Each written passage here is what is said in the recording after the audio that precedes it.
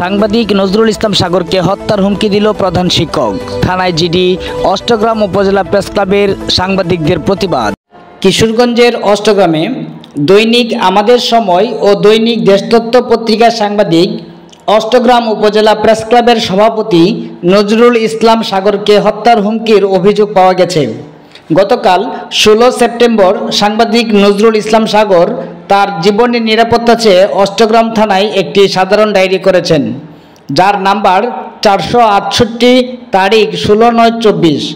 সাধারণ ডায়েরি ও অভিযোগকারী সূত্রে জানা যায়, গত 3 সেপ্টেম্বর দৈনিক দেশতত্ত্ব সহ একাধিক জাতীয় পত্রিকায় অষ্টগ্রামে মাসে 3-4 দিন স্কুলে আসেন প্রধান শিক্ষক এই শিরোনামে কাস্তুল SESDP মডেল উচ্চ বিদ্যালয়ের প্রধান শিক্ষক আনোয়ার উদ্দিন খানের বক্তব্য সহ নিউজ প্রকাশ করার পর প্রধান শিক্ষক আনোয়ার উদ্দিন খান সাংবাদিক নজরুল ইসলাম সাগরের কাছে টাকা পান বলে মিথ্যা অপপ্রচার চালিয়ে আসছিল। পরে গতকাল সকালে সাংবাদিক নজরুল ইসলাম সাগরের চেম্বারে গিয়ে নিজেকে স্বেচ্ছাসেবক লীগের বড় নেতা দাবি করে হত্যার হুমকি দিলে উপস্থিত লোকজন তাকে জোরপূর্বক ঘটনাস্থল থেকে নিয়ে যান। পরে গতকাল বিকালে সাংবাদিক নজরুল ইসলাম সাগর অষ্টগ্রাম থানায় নিজের জীবনের নিরাপত্তা চেয়ে একটি সাধারণ ডায়েরি করেন।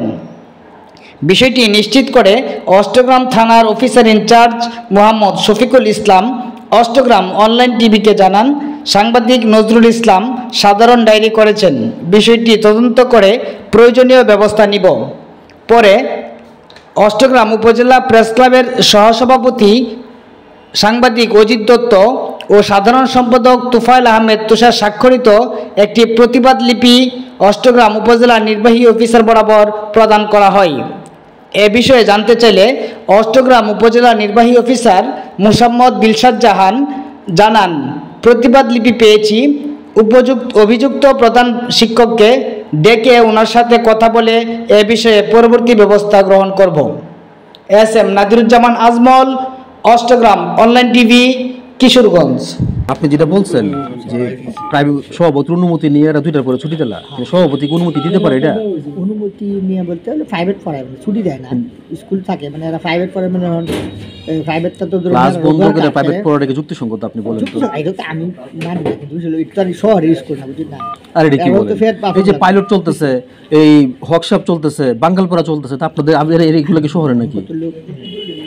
ঝগড়া করতে লাভ নাই। আপনি একদিন সবার মিটিংয়ে আপনি একদিন ফোন দেবেন, আপনি উপস্থাপন করি, সবাই বুঝায়, যদি জিনিসটা পাওয়া যায় তখন আর ঝগড়া করা লাগে না, কথা বলছি না। যেহেতু আপনি এলাকার দাসটা হয়ে থাকে এরকম, আমি ইচ্ছা করবো আপনারা পরিবর্তন করবেন, আপনারা তো পরিবর্তনের জন্য, আপনারা টিচাররা যারা আছেন আপনারা সমাজে পরিবর্তন আনবেন। পরিবর্তন তো এর জন্য করা যায় না, আবার সরকার আন্তরিকতা সরকারি মনে করুন সরকার কিন্তু কথা বলেন নাই যে আপনি 12টার সময় স্কুল ছুটি দেন, 1টার সময় ছুটি দিলেন। সরকার বিষয়টা হলো জানেন, সরকার হলো এরা পয়সা দেয় না ঠিক মতো, বেতন কম দেয়, যার কারণে এরা কি এমপি অনুযায়ী বেতন পায় না? এমপি অনুযায়ী পায়, মানে বাড়ি ভাড়া হয় না, আন্দোলন। আর এটা কি করে তাহলে অন্যান্য স্কুল চলে কেমনে? চলে, আমি সবার এই সব কথার কোনো ভিত্তি নেই, আপনি যেগুলো এগুলো কোনো যুক্তিও না, এগুলো ধুপে টিকবে না। তো ধুপে টিকবে না কথা ঠিক আছে, কিন্তু আপনার লোক আমি মানে মূল বিষয়টা হলো মানে এলাকার বিষয়টা হলো, আর বেতন দেয় না দেখে এরা টিচারই মানে করে। এরপরে ধরেন আপনি তো ইচ্ছা করলে একটু বেশি সময় দিতে পারেন, আপনি তো সময় দেন না এদিকে। আপনি তো সব শহরে থাকেন বেশি, আপনি তো আমি তো ক্লাস রুটিনে ঢুকি না, কারণ আমার তো অফিসে আসতো এই কাম শিখুন, যার কারণে রুটিনে ঢুকলে এমনি আমি থাকলে তো মনে করেন যখন যে ক্লাস লাগে করি, কিন্তু যারা রুটিনে আছে আপনি থাকলে ক্লাস না নিলেও টিচারদের কানটা কারা থাকে, যা স্যার আছে, আমি যদি স্কুল ছুটিতে বিয়ে করি তাহলে কিন্তু আমি টেকে স্যার বলবো, কিন্তু আপনি না থাকার কারণে কিন্তু টিচাররাও আমরা তো একটা ডুববে না, আমার তো সমস্যা নাই, কারণ ক্লাস তো আমি দিই না, স্যাররা দিতেছে, সাথে সঙ্গে মিটিং করে কিভাবে সুন্দর করবো, টেনশনে কিছু নাই।